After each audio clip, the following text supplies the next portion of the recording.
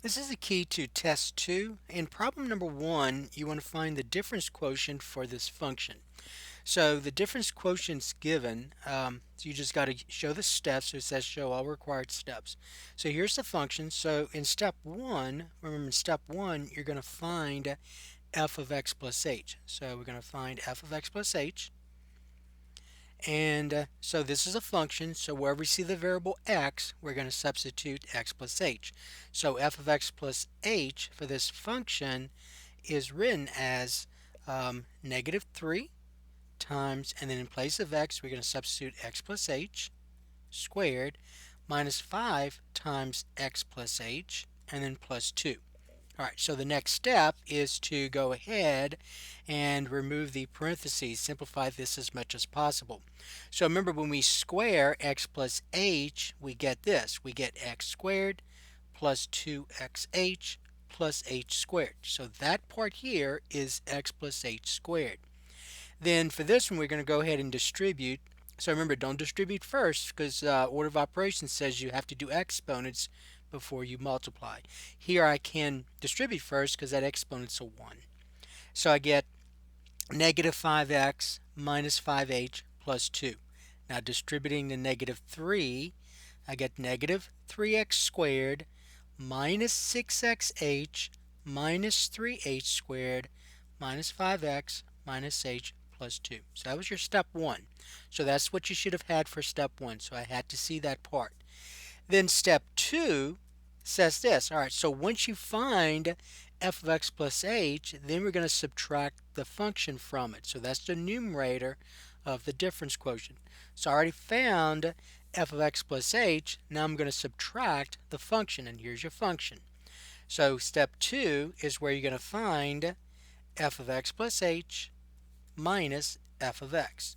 So here's f of x plus h. So I'm going to rewrite this over. So that's minus 3x squared minus 6xh minus 3h squared minus 5x minus 5h plus 2. And then we're going to subtract this function. Now make sure you put that in parentheses because you're subtracting all of these terms. So that's minus 3x squared minus 5x plus 2. And then get rid of the parentheses, distributing the negative through here or taking the opposite of each term. We get this. We get negative 3x squared minus 6xh minus 3h squared minus 5x minus 5h plus 2. And then the opposite of a negative 3x squared becomes 3x squared.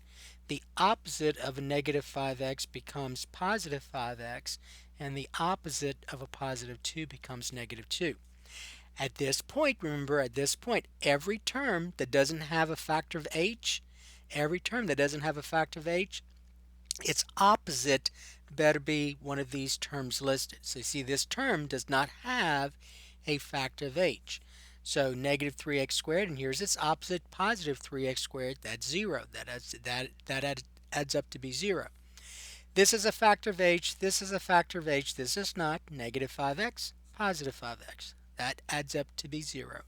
This has a factor of h. This does not. Positive 2, negative 2. So every term that we have left has a factor of h. So I have negative 6xh minus 3h squared minus 5h. All right.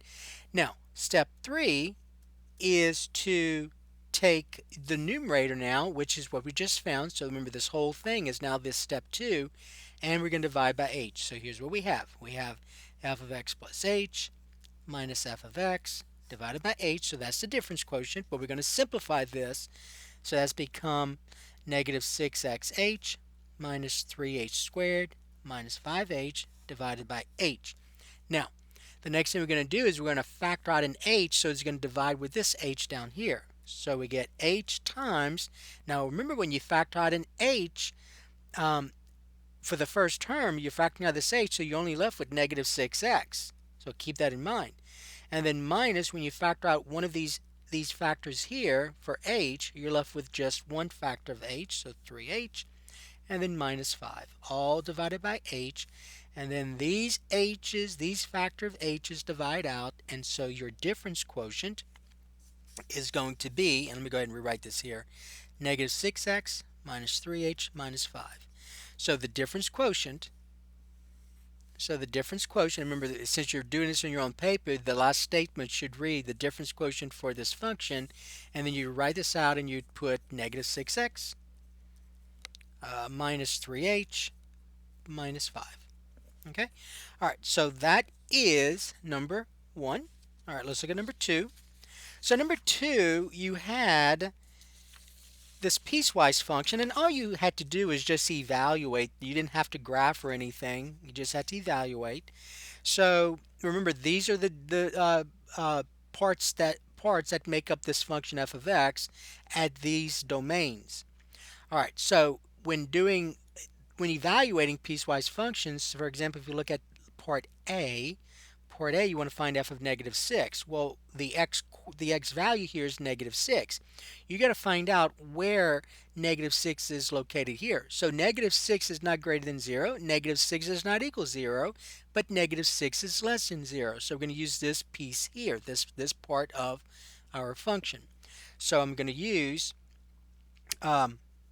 3 minus x. So in place of x, I'm going to substitute negative 6. So that's going to become 3 minus a negative 6, which is 3 plus 6, which is 9. So that is part A. So that's part A. Do the same thing in part B. Part B, this time you want to find f of 2. So you got to find out which of these parts of the domain is 2 located. So 2 is greater than 0, so this is what we're going to use. So we're going to use 3x plus 5. So I get 3 times 2 plus 5. So that's 6 plus 5, which is 11. So f of 2 is equal to 11. And then f of 0, same thing. So where's x equal to 0? Well, 0 is not greater than 0, and 0 is not less than 0, but 0 equals 0. The interesting thing here is that there's no variable. So that means that whenever x is 0, this is always going to be negative 4. So in part C, you're just left with negative 4. And then part D, f of 4. So which of these is 4 located, and which of these domains is 4 located? Well, 4 is greater than 0, right? So you're going to use this one. So in part D, you're going to use 3x plus 5. So that's going to become 3 times 4 plus 5. So 12 plus 5, which is 17. All right, so that was number 2. Okay, now number 3. In number 3, we had this graph of a function. So you're told that the graph of the function shown below, and you want to answer the items that follow. And so you had these parts. So you're going to find the range of this function. All right, so remember the range is the set of y coordinates. The domain is a set of x coordinates. All right, so I want to find the range. So remember the range is a set of y coordinates. So you're going to go from, and it did, so when finding the domain and range here, you're going to put this in interval notation. So you always go from smallest to largest, so that's why you see I'm going from the lower part of the y-axis to the upper part. So I'm going from smallest. So all these numbers, negative 4, negative 3, they're increasing as I go up. But notice there are arrows here. So kind of think of this as pushing this ruler down. So you're going towards negative infinity. And remember, negative infinity or infinity, you're always going to use parentheses. So negative infinity, comma. And then notice that the graph stops here. And so you got to figure out what that y-coordinate is. Well, that y-coordinate is 3. So 3 and then bracket. All right, so you must use bracket, not parentheses, because that point is on the graph. 3 is in that domain. Okay, so find the domain. All right, well, the domain is a set of x coordinates. Notice there are arrows on both sides. So just think of this arrow as pushing this ruler to the left, so it's going towards negative infinity, and this arrow here pushing the ruler to the right, so it's going towards positive infinity. So I'm going from negative infinity to positive infinity. So negative infinity, positive infinity, all parentheses. Then you want to find the x-intercepts. Remember, the x-intercepts is where the graph crosses the x-axis, and you want to list them as an ordered pair. So notice the graph crosses the x-axis here, right? So I'm going to go ahead and darken it. And it crosses the x-axis here. So there are 2 x-intercepts. As an ordered pair, this x-intercept here is 1, 0, and the other is 7 comma 0. And then in D, you want to find f of 3. So remember, f of 3 means what is the y coordinate. So let me just go ahead and write this down. Remember, f of 3 means what is y when x equals 3. So here's where you see x equal 3. On the graph, if you think about it, so here's the graph here. So I'm going to put a little dot here to indicate that point. And when I label that point, that is the point 3 comma 2, right? So when x is 3, my y value is 2. So the answer is 2. All right, so f of 3 is equal to 2. When x is 3, y is 2. All right, and then the next question, for what values of x does f of x equal 1? So remember, f of x means the same thing as y. So the question is, when y is 1, what is x? That's the question. That's what this is asking. So when y is 1, so when we look at y at 1 on the y-axis, see that's this right here. So when y is 1, notice that there are 2 points on this graph, 2 points on this function where y is 1 in there, these 2 points here. So if you look at that of the coordinates of this point, that's the point 2, 1, isn't it? And this is the point 6, 1.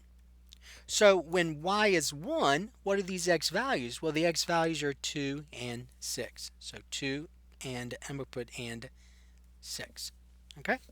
All right, so that was number 3. So it's not that difficult, fairly easy to understand. All right, let's look at number 4. So in number 4, so you're given this function, and this function g of x, and you want to answer the parts that follow. In this case, though, you're asking to indicate the interval where the function is increasing, decreasing, or constant. All right, and so notice as you go from, remember always read a graph from left to right, so and these are arrows here on both ends. So as I go from left to right, notice that my y values, okay, my y values are decreasing. See, this is -10, this is 9, this is 8, and so on. My y values are decreasing.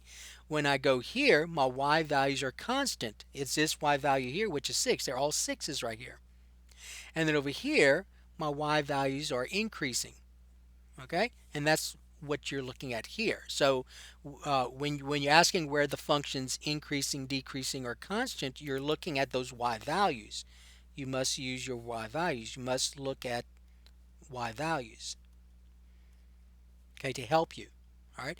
Now, the answer here though is the domain. So you can look at the y values, and then you're basically asking yourself, where in the domain, for what values of x in the domain are, let me put are the y values increasing,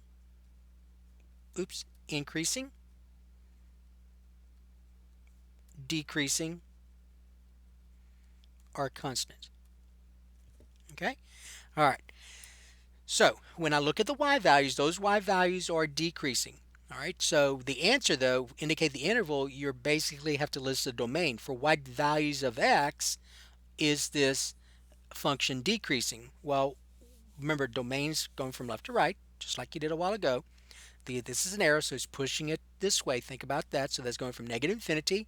So when I go from -infinity to this x value here, I'm going to put it a line here to indicate that interval. So in that interval, see, that's where it changes, right?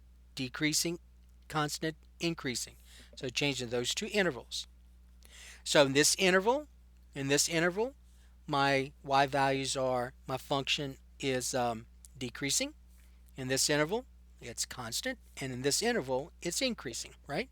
So question is, what's the domain? So I'm going from -infinity to this x value, which is, let's see, right here. So that's what, -3? So I'm going from -infinity to -3, parentheses. Now, some textbooks will put bracket here, but we tend to, when talking about increasing, decreasing, or constant, we're talking about an open interval. So an open interval, so just go ahead and use parentheses there. Then it's constant from this x value to this x value. All right, so it's constant from -3 to +3. So -3, oops, that's constant here, sorry. -3 to +3. Let me rewrite it. -3, +3. And over here, where's it decreasing? All right, so I kind of wrote those. I wasn't reading this carefully. So this is increasing, decreasing constants. Let me kind of do this over. So increasing is this interval here, right? So that's going from 3 to infinity. So let me go ahead and rewrite this over. 3 to infinity. Decreasing is from -infinity to -3. All right, so be careful. You got to read this. I wasn't reading it. I was just going from left to right, writing it down here. And then constant is from -3 to 3. Okay? All right. So be careful how you write this. All right. So that was number 4. Okay, so I just went ahead and I whited these out. So let's go ahead and make it look a little bit better. So increasing, decreasing, constant. So increasing, I'm going, my function is increasing when x is, that's a 3 here.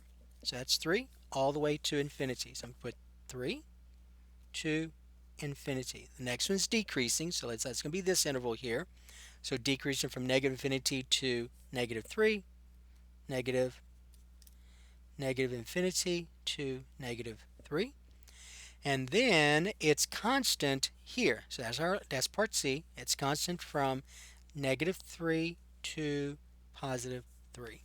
So -3 to +3. And again, we always use open intervals in this course for increasing, decreasing, constant. Now remember, domain and range, that's different. Okay?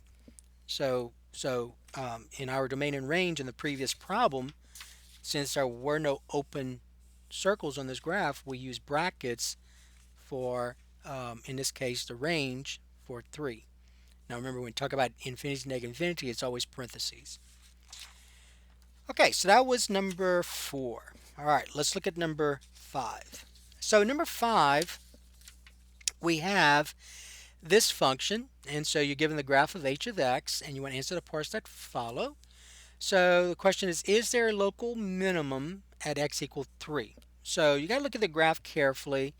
So here is, let's see, that's 1, that's 2, that's 3. Okay, so this is 3 right here.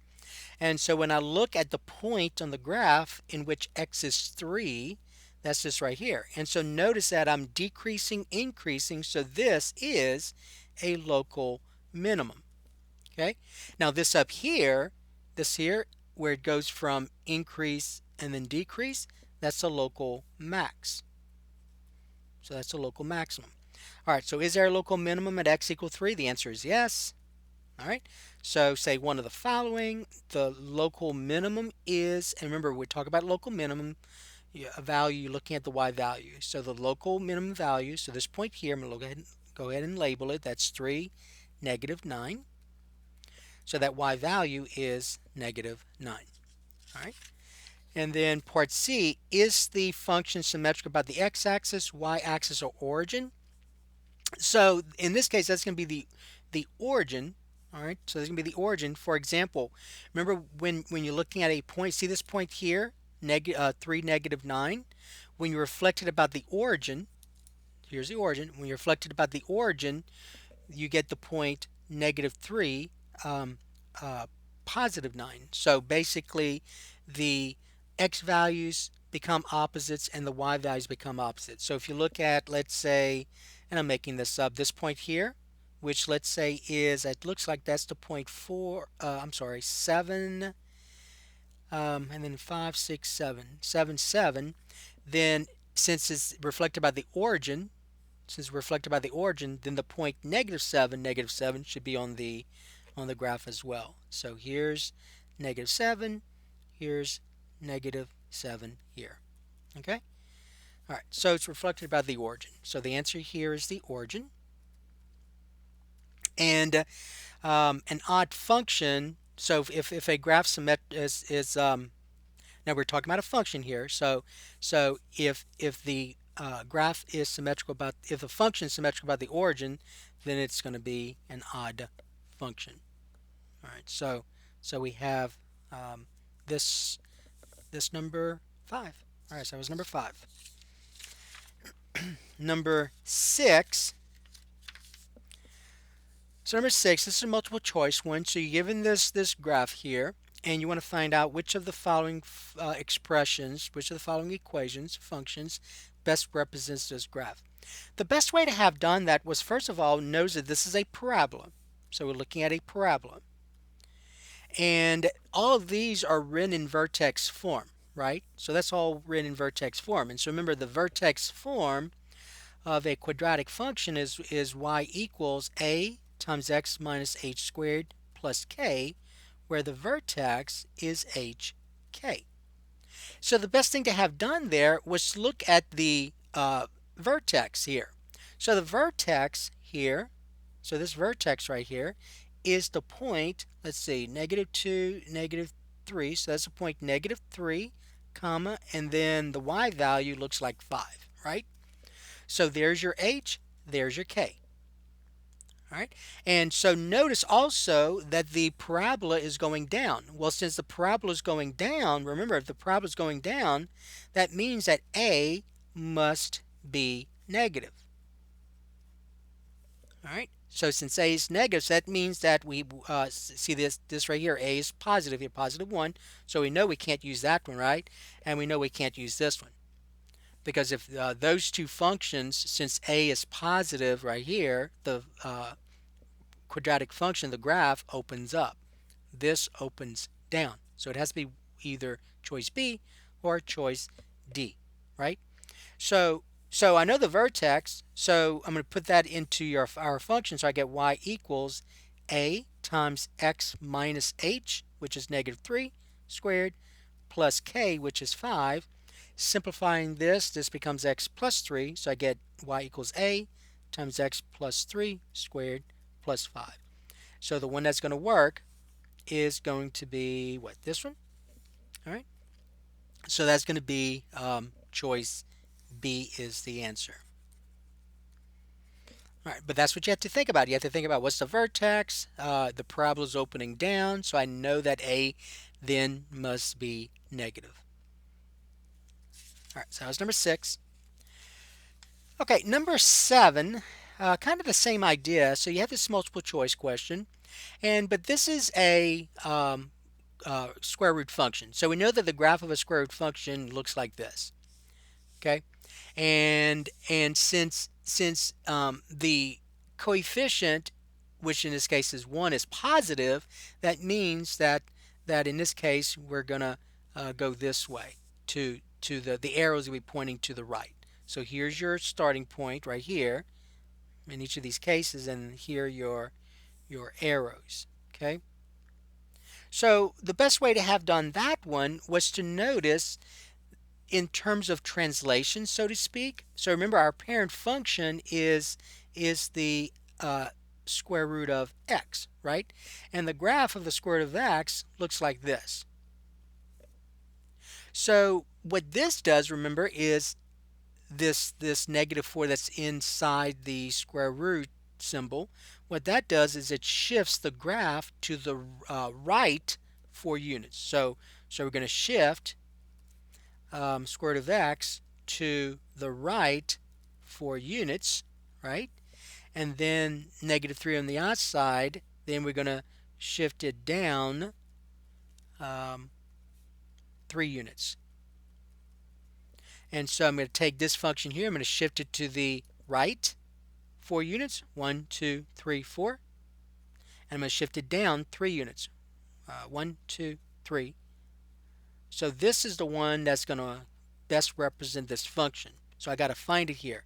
So if you look at this endpoint here, that's going to be 4, -3. So notice 4, -3 is going to be that endpoint. So that's not it, because that is not 4, -3. This is not 4, -3. This is not 4, negative 3, but this is. This is the only one where you have 4, negative 3. So the answer choice here is D. But that's the best way to have thought about that. Now I'll tell you what some of you did was you plotted some points. Okay, and that's fine in this case because it was a multiple choice question, but we are talking about, we did spend some time on translation, so this is really the way that I really wanted you to think about it. But many of you probably plotted some points and you figured out, well, the best one that represents it is this one here. So that was number 7. Okay, number 8, we have two functions, f of x and g of x, and you want to find f minus g at 3, and then g composed. Remember, there's an open circle. This is a composition. That means composition, not multiplication. Composition, not multiplication. All right, so let's get part A. So here's part A. So in part A, remember by definition, f minus g evaluated at 3 means f of 3 minus g of 3. So we got to figure out, first of all, what's f of 3, then we're going to figure out what g of 3 is, and then we're going to subtract them. So f of 3 means I go to my function f, and where we see the variable x, I substitute 3. So this becomes 3 times 3 minus 2. 3 times 3 minus 2. So that's 9 minus 2, which is, what's that, 7? All right, so f of 3 is 7. So that is this right here. So that's going to be 7. Then I'm going to subtract g of 3. So let's go ahead and find g of 3. Well, g of 3 is, so I'm going to use my function g this time. So that'll be x squared minus 3x. So that's 3 squared minus 3 times 3. So that's 9 minus 9, which is 0. So this becomes 7 minus 0, which is 7. So f minus g evaluated at 3 is 7. Okay, part B. Okay, remember part B, open circle. That's a composition, not multiplication. So by definition, though, remember by definition, g composed with f at 2 means g of f of 2. That's what that means. So what we got to do first is we got to find f of 2. So f of 2 is what you got to find first. So here's my function f. So remember, this is f of x, 3x minus 2. So to find f of 2 is the same way you found f of 3 and then g of 3. You're going to substitute. So where we see the variable x, you're going to substitute 2. So I get 3 times 2 minus 2. So that's 6 minus 2, which is 4. So f of 2 is 4. Okay, so that's this right here. So once I know f of 2, then I'm going to come back and I'm going to substitute 4 into f of 2. So that becomes g of 4. See, f of 2 is 4. Now go to my function g, and where we see the variable x, I substitute 4. So remember, here's g of x. I'm going to write it over. X squared minus 3x. So in place of x, I'm going to substitute 4. So g of 4 becomes 4 squared minus 3 times 4. So that's 16 minus 12, which is 4. All right. So g composed with f, g composed with f at 2 is 4. All right. So that's number 8.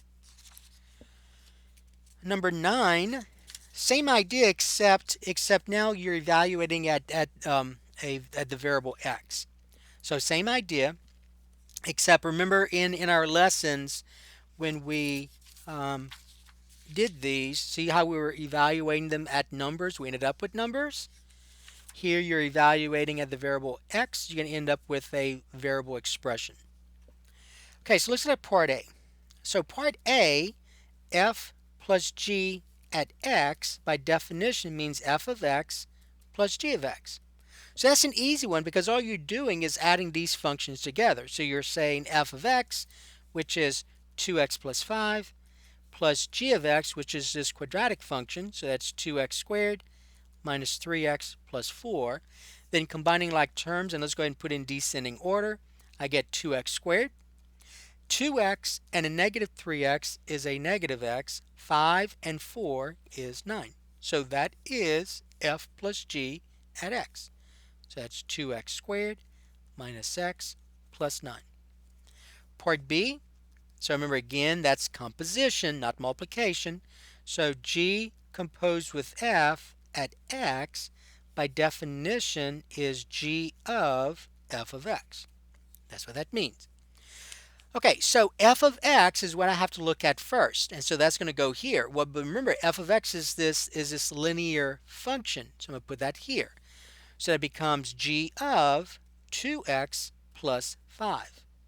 Now what I have to do, see, that's F of X. So now what I have to do is now I'm going to go to my function G, which is this quadratic one. So G of X is 2x squared, that's a squared here, minus 3x plus 4. So in place of x, I'm going to substitute 2x plus 5.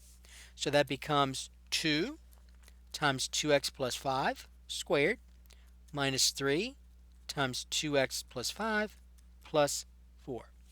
And then you just got to simplify this. So when I square, I'm going to put that here. When I square 2x plus 5, remember that means 2x plus 5 times itself. So foiling this, I get 2x times 2x is 4x squared. The outer is 10x. The inner is also 10x, so that's 20x. And then 5 times 5 is 25. So that goes here.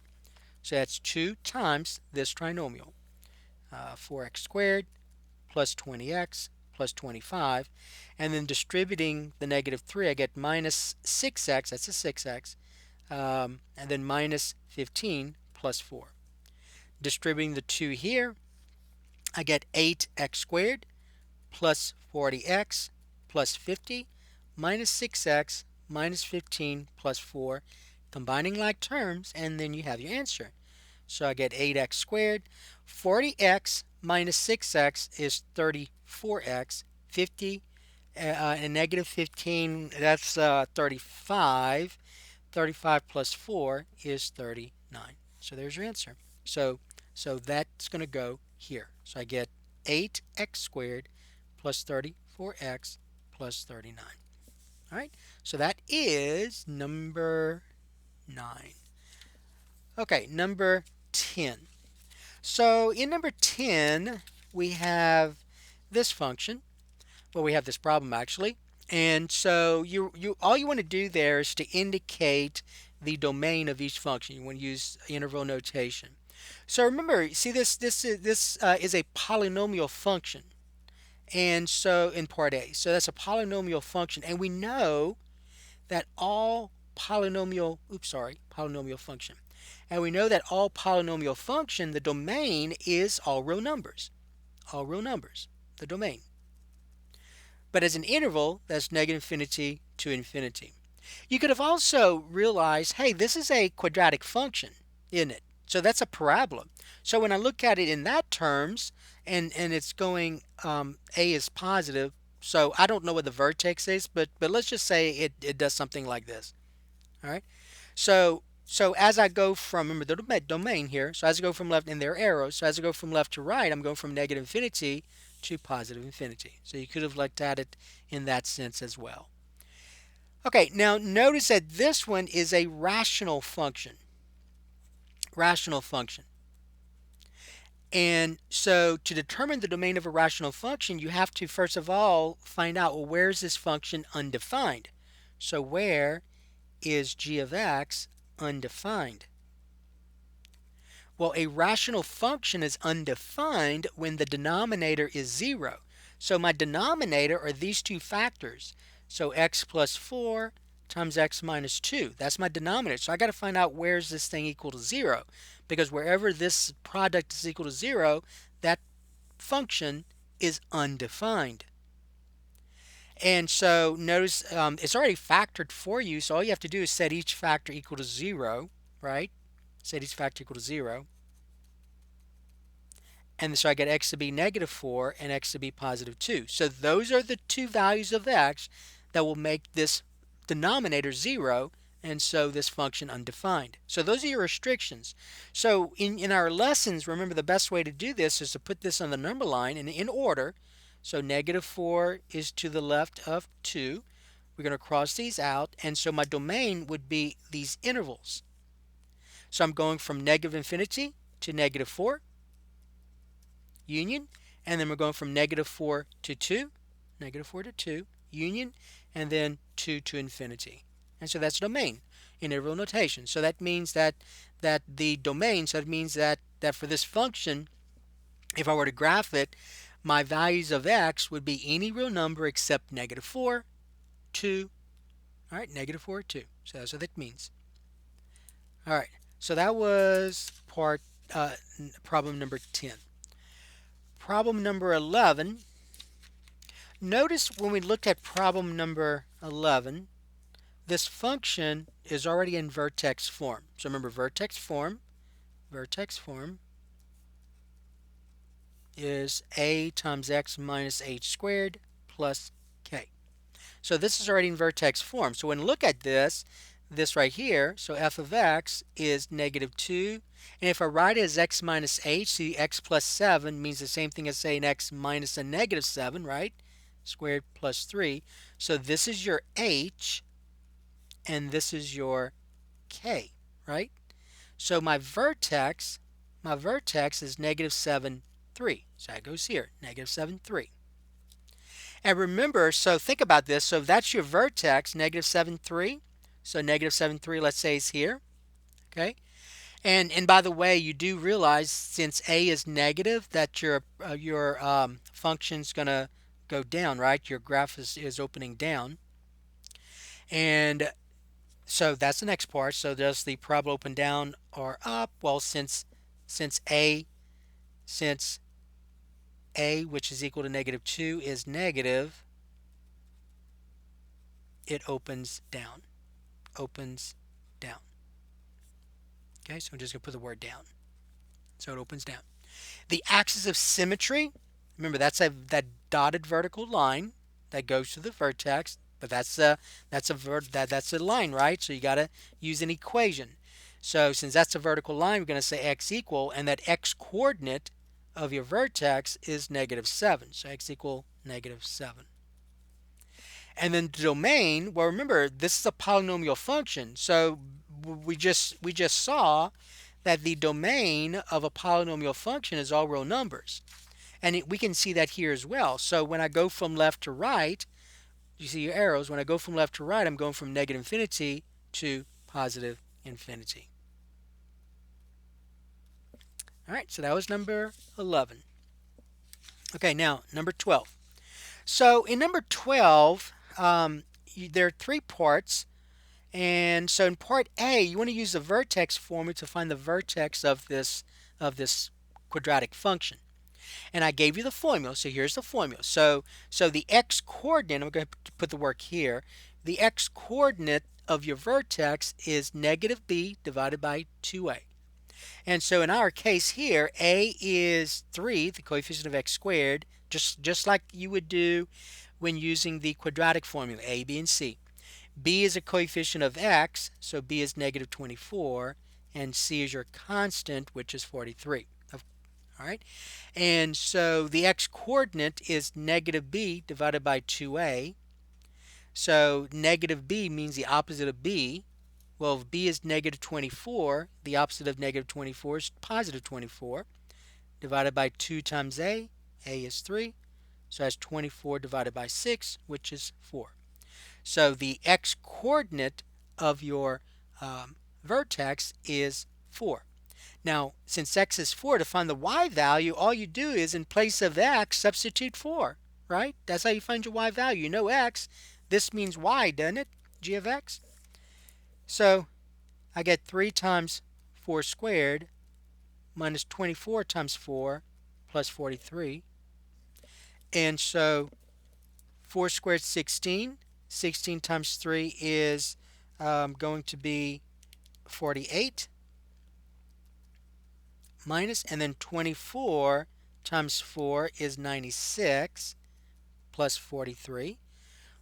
Remember, make sure you do from left to right. 48 minus 96 is going to be a -48 plus 43. So that's going to be what? -5. So the y coordinate of your vertex is -5. All right. And then just like we did before, just think about this. So if I kind of draw a rough sketch of this. So I know my vertex is 4, -5. So there's my vertex. It's in the fourth quadrant. Since A is positive, it's going to open up, right? And so the axis of symmetry is that dotted vertical line that goes through the vertex, which we know is 4, -5. And when indicating the line here, since it's a line, we're going to say x equal, a vertical line, we're going to say x equal, and that x coordinate is 4. So all these values, all these x values on that line is 4. So x equal 4. Don't just say 4, you got to say x equal 4. The axis of symmetry is a line. You got to name a line. The same thing as before. This is a polynomial function. It's a quadratic function. And so from here, you can see that domain, remember, set of x coordinates, you're going from -infinity to +infinity. So -infinity to +infinity. And the range, remember, the range is a set of y coordinates, so you're going from bottom up. So notice I start touching the graph when my y value is -5. So you can say bracket -5, comma, all the way in these arrows, you keep going up, all the way to +infinity. So remember, talking about domain, you're always going from smallest to largest. So that's why -5 is listed first. All right, so that was number 12. Not that difficult. Okay, now in number 13, you're given this quadratic function. So I'm going to go ahead and rewrite it over right here. So f of x equals 3x squared minus 12x plus 5. And it's multiple choice, but you have to show some work. And here's what you have to do. Use either completing the square or the vertex formula to rewrite the function in vertex form. All right, and so remember, vertex form is y equals a times x minus h squared plus k. So if we use the vertex formula, remember the vertex formula, as we saw a while ago, is -b divided by 2a, and then f of -b divided by 2a. So that's your x, that's your y. So the x coordinate of the vertex, remember, is -b divided by 2a, and so in our case here, a is 3, b is -12, and c is 5, right? And so the opposite of b, if b is -12, the opposite of -12 is +12, divided by 2 times a, which is 3, so that's 12 divided by 6, which is 2. So there's the x coordinate of your vertex. The y coordinate of your vertex is where you're going to substitute. Remember, f of x means y, so to find the y value, you're going to substitute in place of x, you're going to substitute 2. So y is going to be 3 times 2 squared minus 12 times 2 plus 5. 2 squared is 4. 4 times 3 is 12. Minus, and then -12 times 2 is a -24 plus 5. 12 minus 5 is a -12. I'm sorry, 12 minus 24 is a -12. -12 plus 5 is a -7. So your vertex is 2, -7. All right, 2, -7. That's your vertex. Okay, so since that's the vertex, and I know what the vertex form looks like, I have y equals a times x minus h squared plus k. And so y equals a. Remember, this a is the same as this a. So that's 3. So that'll be 3 times x minus h, which we know is 2 squared, plus k, which is a -7. Rewriting this better, I get y equals 3 times x minus 2 squared minus 7, which is, in this case, which is letter C. So that's what you would do if you're using the vertex formula. Okay? Now another way you could do this, to write this in vertex form, is to use completing the square. Now here's how you would have to do this. All right, so let's talk about this. If you're going to do completing the square. All right, so if you did it that way, you would say something like this. You would say, all right, let me go ahead and rewrite this over. You have f of x equals 3x squared minus 12x plus 5.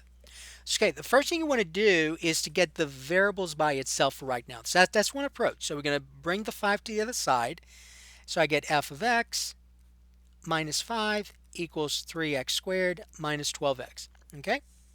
And then now this problem's very easy because the both of these terms here, the variable terms, the greatest common factor is 3. So you got to factor out a 3 first. So I get f of x minus 5 equals 3 times x squared minus 4x. Okay? Now, here's what you have to do. So remember, the whole point for completing the square like you did before was to get that binomial squared. So basically what you're going to do now is this. You have f of x minus 5 equals 3 times x squared minus 4x. Okay, so you're going to add some number here. Okay, add some number here. So that way, with this trinomial will be a perfect square trinomial. You want to get something that's going to be a perfect square trinomial. Notice that's a 3 here. All right, but be careful. When you did the circle, remember you did the circle and some other problem before? This number here was a 1. So, but that's a 3 now. So I'm going to cover this 3 up right now. So remember, when you're completing the square and the x's, you're going to take half the coefficient of negative 4. So half the coefficient of negative 4 is going to be negative 2. Then you're going to square that negative 2. When I square that negative 2, I get a positive 4. So we're going to add 4 here. But remember, what you do to one side, you have to do to the other side of the equation. But be careful, this you're adding a 4 here, right? But you're also multiplying it by 3. So 4 times 3 is 12. So you have to add 12 to this side, 12 to that side. So you see, that's not just a 4 you added here. You added a 4 times 3, which is 12. So you added a 12. Now you got to add it to the other side as well. What you do to one side, you do to the other. Okay? So what happens now is this. So this becomes f of x. A negative 5 plus 12 is a positive 7 equals 3 times. Now this is a perfect square trinomial. So that's going to be x minus 2 squared. Then let's get f of x by itself. So I'm going to subtract 7 from both sides. So I get f of x equals 3 times x minus 2 squared minus 7. And that's the same thing we had here. Okay? All right, so that's completing the square, and that's using the vertex formula. Most students prefer using the vertex formula, especially with this, because they forget they forget to multiply this number that you just put in that blank by this coefficient and add it to both sides. So the mistake people make at that point, if they're not careful, is they add 4 to both sides and they mess up because you didn't add 4, you added 4 times 3. Okay, so you added an extra 12 here, so now you got to add a 12 here. All right, so just be careful when you complete the square on a quadratic function because that a is not always going to be 1. Okay, that was 13. All right, now 14.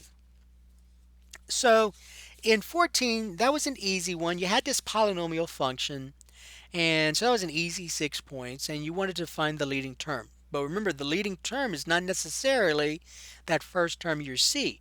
The leading term of a polynomial function is a term with the largest degree. So this degree is 3, the exponent is 3, this is 5, this is 2, this is 1, and the constant, the degree is 0. So here's my leading term. So that's your leading term. So my leading term is 7x to the 5th because it's the one with the largest degree, largest exponent in this case. And so the coefficient of the leading coefficient is the coefficient of the leading term, so that's 7. And the degree of your function, since these are just x's, you don't have other variables, then this term has degree 3, this term has degree 5, this term has degree 2. I'm looking at my exponents. This term has degree 1 and a constant is degree 0. For this polynomial function in one variable, the degree is going to be your largest exponent, so that'll be 5. All right, so that was number 14. Number 15, you had um, another easy one. So basically, you can't see it, but it's asking determine whether each function is a polynomial function or not a polynomial function. So these, remember, a polynomial function has smooth curves like this. Okay, it has smooth curves, no holes, no gaps or anything, just a continuous smooth curve. You also learned that a line, a linear function, is also a polynomial function. Although you don't think about it as smooth curves, it's still smooth. It's just a smooth straight line. Okay, and there are no sharp turns, no sharp turns as well. So if you look at part A, remember that's a quadratic function. So a quadratic function, in this case A is positive, so this quadratic function opens up, and that's a smooth curve, isn't it? So all polynomial all quadratic functions are polynomial functions. So we're going to say yes, this is a polynomial function. Now be careful with part B. Part B, that's an absolute value function. And so when you look at this graph in part B, so this is part A, when you look at this graph in part B, so your parent function is absolute value, right? So this 5 says I go to the left 5, and then negative 4, I go down 4.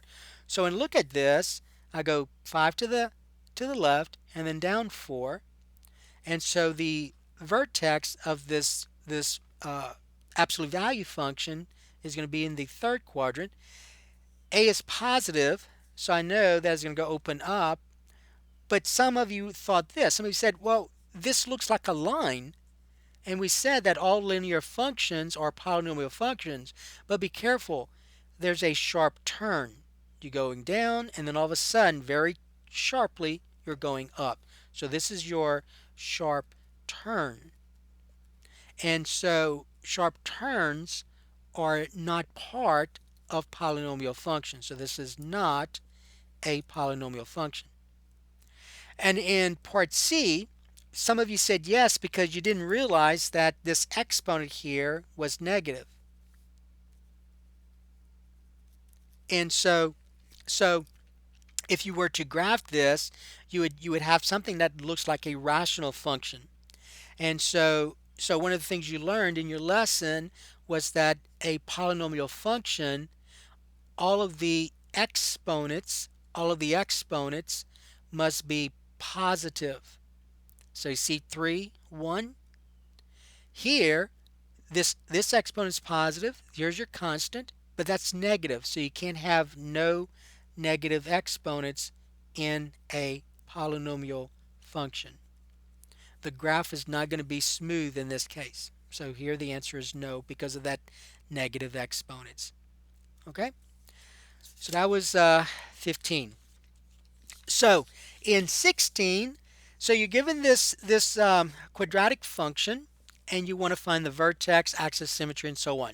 So we're going to go ahead and use the vertex formula for these. So let me go ahead and get another sheet of paper because I may not have enough room here. I should. So let me go ahead and just do that here. So we have negative x squared plus 6x minus 8. You want to find the vertex. So we're going to use the vertex formula. Vertex formula. And so remember, the vertex formula is negative b divided by 2a, f of negative b divided by 2a. Okay? And so in this case, a is negative 1, b is 6, and c is negative 8. Negative 1, 6, negative 8. So the x-coordinate of the vertex, is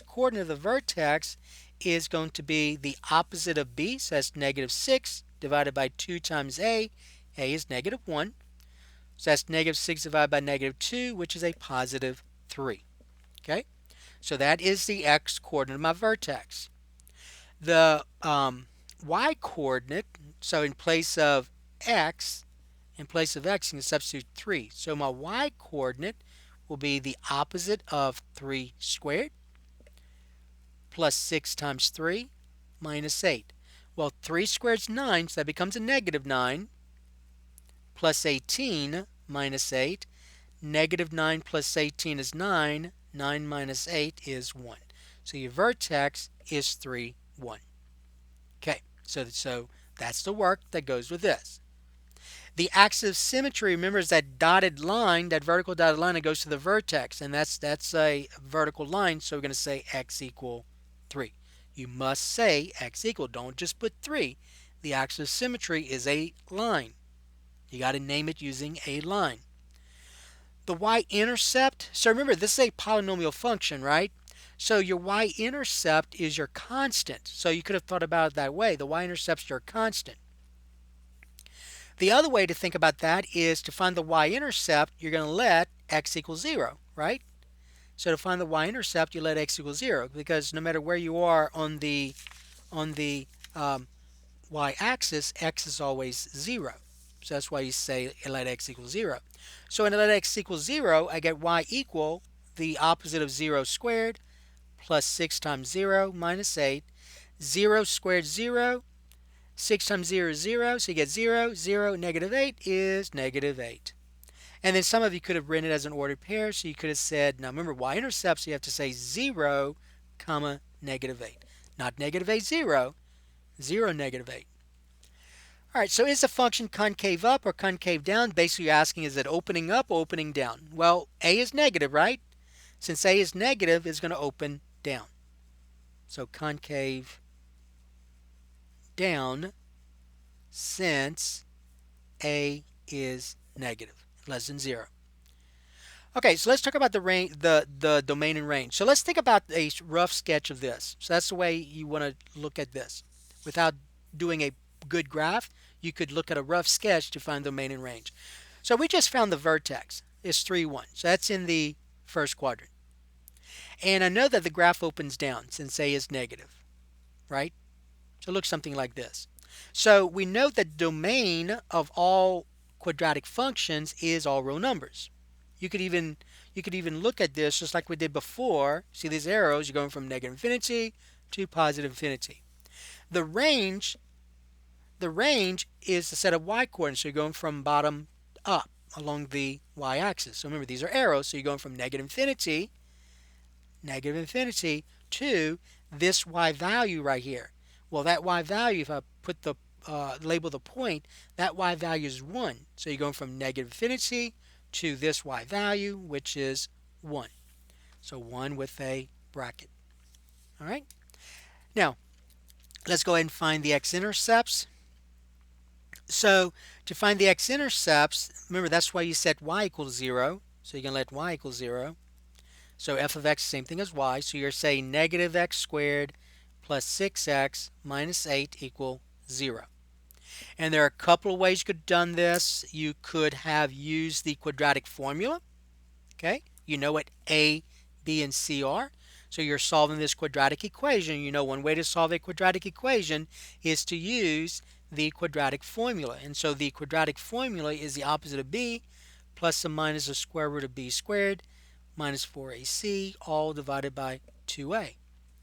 So when I solve for x, I get x equal the opposite of b. Well, b is 6, so the opposite of 6 is negative 6, plus or minus the square root of b, which is 6 squared, minus 4 times a is negative 1, c is negative 8. So negative 1 times negative 8, all divided by 2 times a, which is negative 1. A is negative 1. So this becomes negative 6 plus or minus the square root of 36. A negative 4 times a negative 1 times a negative 8 is a negative 32, all divided by negative 2. So that becomes negative 6 plus or minus the square root of 36 minus 32 is 4, divided by negative 2. And remember, the square root of 4 is 2, so that's going to be written as, let me go ahead and, okay, I can do it like this.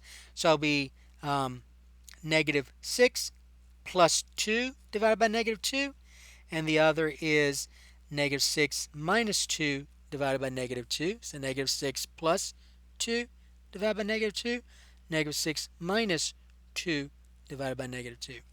Negative 6 plus 2 is a negative 4, so negative 4 divided by negative 2 is a positive 2. So there's one of your x coordinates, one of your x-intercepts. Over here, negative 6 and negative 2 is a negative 8 divided by negative 2, which is a positive 4. So here's your other x-intercept. Okay?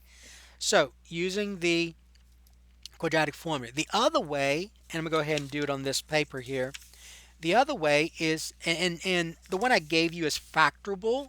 So you could have negative x squared plus 6x minus 8 equals 0. You could have factored this. So you could have solved by factoring. Now to do that though, most students have an issue when there's a negative out here. So what I would have done first was possibly factor out a negative 1. So I get negative 1 times x squared minus 6x plus 8 equals 0. So you factor out negative 1, you get this. Then factoring this trinomial, when I'm going to cover up the negative 1, when I factor this, this becomes x minus 4 times x minus 2. So this right here is this.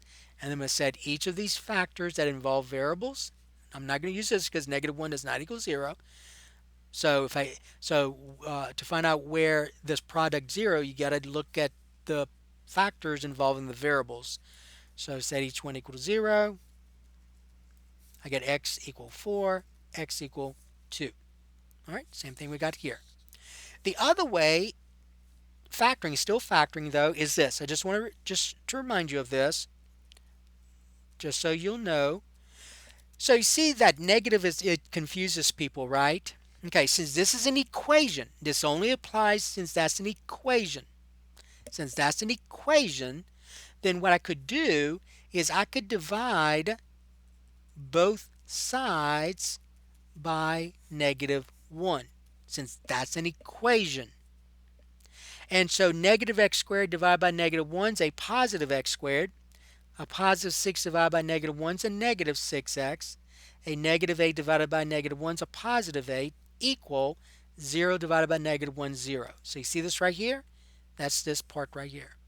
And so you can just factor this, and so you get x minus 4, x minus 2, just like we had here. And so you get x minus 4 equals 0, x minus 2 equals 0. So you get x to be 4, x to be 2. So those are your x-intercepts. Okay? All right, so let's go ahead and use this information to draw our graph. So we know the vertex is 3, 1, right here. Okay, I know my axis of symmetry is this dotted line, so I'm going to use that to help me make it look symmetrical. I know that my y-intercept's a negative 8, so I'm going to put a dot here. Now let's talk about that symmetrical idea. You see this point here is 1, 2, 3. 3 units to the left of this axis of symmetry. So if I go 3 units to the right, 1, 2, 3, I get another point on the graph. All right, so that was in our lessons that we discussed, the idea of that symmetry. That's why we draw the axis of symmetry, is to help us with drawing this graph. The other thing we know is the intercepts, 2 and 4. So here's one intercept, here's the other intercept. Notice those intercepts are the same distance from that axis of symmetry, right? See that? 1 unit to the left, 1 unit to the right. And then you just draw your graph. Make it look good. Something like this. Now I'm using a ink pen, so hopefully I won't mess up. So something like that. Okay? All right, now if you're doing this by hand, I would have expected you to use those tick marks. All right, so if you're doing this by hand and not using a grid paper, it's going to be much difficult for you to get all your points, because when you don't use your grid paper, the graph doesn't look that good. All right, so always use grid paper. Invest in grid paper when you're taking a math course or a course involving graphing. So that was number 16. Okay, now number 17.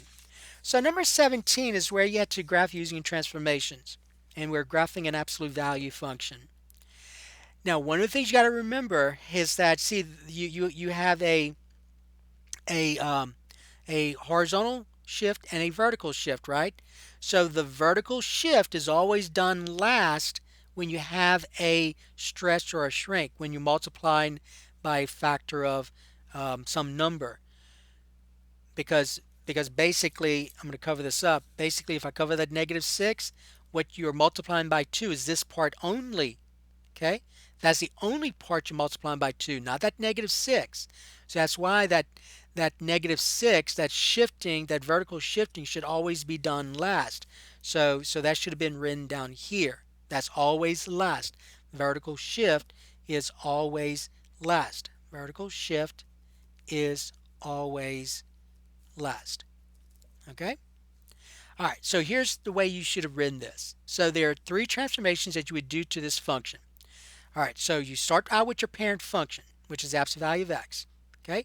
Now, remember vertical shift is last, right? So I'm going to cover this up. So you could have said either one of 2 things to that first one. You could have said multiply the absolute value of x by a factor of 2. Okay? Or you could have said shift the graph horizontally to the 3 units to the left. This is positive 3, so you go to the left. So let's do the horizontal shifting first. All right, so we're going to shift y equals absolute value of x horizontally to the left, not the right, to the left 3 units. Okay, so that's how you write this. You had to see horizontal to the left and then 3 units. Okay, so basically what you have is this. So we're going to graph the parent function. So here's my parent function. Remember, this is absolute value. So 1, 1, 2, 2, negative 1, 1, negative 2, 2. So here's my parent function, like this. All right. Now I'm going to shift this. The first thing I do is I shift this to the left 3 units. So every point is going to go to the left 3 units. That's basically what's happening. 1, 2, 3.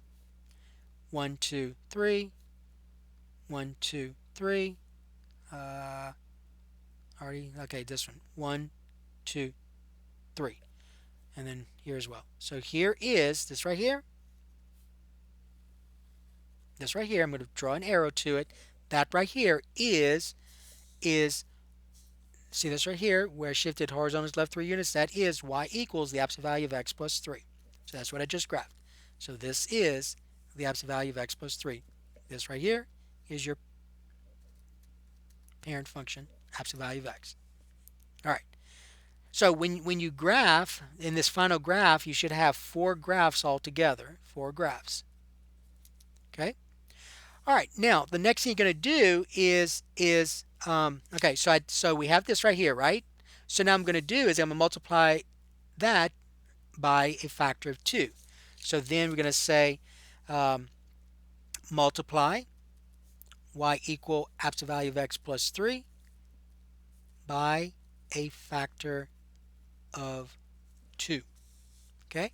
So when we multiply this by a factor of 2, you're multiplying the y values. So let me kind of show you that in terms of another. So I'm going to use red. So we're multiplying each y value by 2. So you see this point right here, that point right here, which is negative 5, 2. Negative 5, 2. When I take that point right here and I stretch this function, this graph, by a factor of 2, I'm really taking the y value multiplying by 2. So the point negative 5, 2 becomes negative 5, 4. 2 times 2 is 4. So negative 5, 4. 2, 3, 4. Okay? This point here, which is the point negative 3, 0. Remember, you take your y value, multiply by 2. That's what you're doing here. 0 times 2 is still 0. So that stays 0, 0. Okay? If I look at this point here, right here, that point here, which is negative 2, 1. Let me go ahead and write it right here. Negative 2, 1. Negative 2, 1. 1 times 2 is 2. So that point becomes negative 2, 2. So that's going to be this right here. And if I look at this one right here, this point here, which is negative 1, 2. 2 times 2 is 4. So that becomes negative 1, 4. Negative 1, 4. All right. And so if I just kind of draw this part, that's what that looks like, right? And so the red, that red graph is y equals 2 absolute value of x plus 3. So basically what I just did was I took this graph right here, stretched it by a factor of 2. So I multiplied by a factor of 2. Okay? Then I'm going to take the red graph, and that's where you do the last part, which is that vertical shift. So you can take the red graph and you're going to shift it down 6 units. So the red graph is this. So you're going to say shift y equals 2, absolute value of x plus 3, down 6 units. Down 6 units. And so I'm going to take this red graph, I'm going to shift it down 6 units. Let's start with the vertex right here. 1, 2, 3, 4, 5, 6. 1, 2, 3, 4, 5, 6. And then this point here, go down 6 units. 1, 2, 3, 4, 5, 6. And so you get something that looks like this. Okay? So that right here is the function that we wanted to graph using transformations. So this is f of x equal 2 times f value of x plus 3 minus 6. All right, so that's what you had to write. So remember, it's important when you have when you're multiplying by factor that the vertical shift is always done last. Because if you do it before, you're technically multiplying the -6 by it as well. So that's why it's always done last. Okay, now the final problem, number 18, is this. So this one starts out easy. It's already written, so you have this quadratic function. It's already written in vertex form. So it's already in vertex form. Y equals -1 times x minus 4 squared plus 9. So that's already in vertex form. So the vertex is hk. So your vertex is 4, 9. Okay, not -4, 9. Because remember, the vertex form is y equals a times x minus h squared plus k. So it's already that minus right here. So this h and this k is your vertex. Not -h, k, h, k. That's your vertex. The axis of symmetry remembers that vertical line that goes to the vertex. So that's x equal. You have to say x equal 4. The y-intercept. Now here's how you would figure out the y-intercept. So remember let me go ahead and use another paper because I may need some more room. So the y-intercept, remember, is where you let x equal 0, right? Oh, I can actually do that here. So to find the y-intercept, you let x equal 0. So when I let x equal 0, I get y equals negative 0 minus 4 squared plus 9, right? 0 minus 4 is a -4. -4 squared is a positive 16. So that becomes -16 plus 9. And -16 plus 9 is a -7. So my y-intercept is -7. Or you could have said 0, -7. Is a function concave up, concave down? Well, that's that a. A is negative, so it's concave down. The range, so for that one, let's kind of draw a rough sketch of it to help us with that part. So my vertex is 4, 9, so that's the first quadrant. I know it's going down, right? Looks something like this. So my range, the range, you go from bottom up, so I'm going from -infinity all the way to this y value. That y value vertex is 9, so that y value is 9. So I'm going from -infinity to 9 with a bracket. And the domain, remember the domain of all quadratic functions, all polynomial functions, is -infinity to infinity. Okay? Now you're going to find the x-intercepts. So there are a couple of ways to find the x-intercepts. So to find the x-intercept, remember you let y equals 0, right? And so that's the same thing as f of x. So I'm going to set this function equal to 0. So I get negative x minus 4 squared plus 9 equals 0. And the best way to solve this equation is to use that square root property from our first day or second day of class. Use the square root property. And to do that, I'm going to go ahead and, since that's negative right here, I'm going to go ahead and bring it to the other side. So I get 9 equals x minus 4 squared. Okay, so I get that. Now I'm going to transpose the sides. So I'm going to go ahead and rewrite it as x minus 4 squared equal 9. Now I'm going to use a square root property. So basically, remember, when you have a expression squared equal a number, you can take the square root of both sides. Don't forget that plus and minus though. So the square and the square root undo each other, so you get x minus 4 equal plus or minus 3. And so you get x minus 4 equals 3, x minus 4 equals negative 3. So one of your x-intercepts is 7. The other x-intercept is negative 3 plus 4 is 1. Okay, so those are your x-intercepts. And so let's go ahead and graph this. So our the vertex is 4, 9, so that's right here. Our axis of symmetry is this dotted line. I'm going to use that to help me to make it look symmetrical. The y-intercept's negative 7, so that's here. So this distance can be the same as that distance. So that is 1, 2, 3, 4. 1, 2, 3, 4. So here's another point. So this y-intercept and its symmetrical distance here is going to be on that graph as well. And then we found the x-intercepts to be 7 and 1. So that's here, and then all you do is draw your graph as best you can. Okay? Something like this. Do the best you can. Make it look like a parabola. Make it look like a parabola. All right, with those two arrows. All right, so there's the graph. Now, I want to just say this. So I noticed that some of you, now this was the easiest way to find the x-intercepts here. Some of you though did this, and that's fine. So I just want to just show you that you could have done this as well. So remember, to find the x-intercept, you let y equal 0, right? And so here's our function, y equal negative x minus 4 squared plus 9. So what some people did was they just went ahead and multiplied this binomial out. So when you square x minus 4, you get x squared minus 8x plus 16. Okay, so that's this though. But remember, there's a negative out here, so you got to say the opposite of this. The opposite of x squared minus 8x plus 16, and then plus 9. And then you distribute, you get negative x squared plus 8x minus 16 plus 9, which becomes negative x squared plus 8x. A negative 16 plus 9 is a negative 7. And then just like we did before, to solve this equation, you set it equal to 0, right? Set it equal to 0. Let me write this over.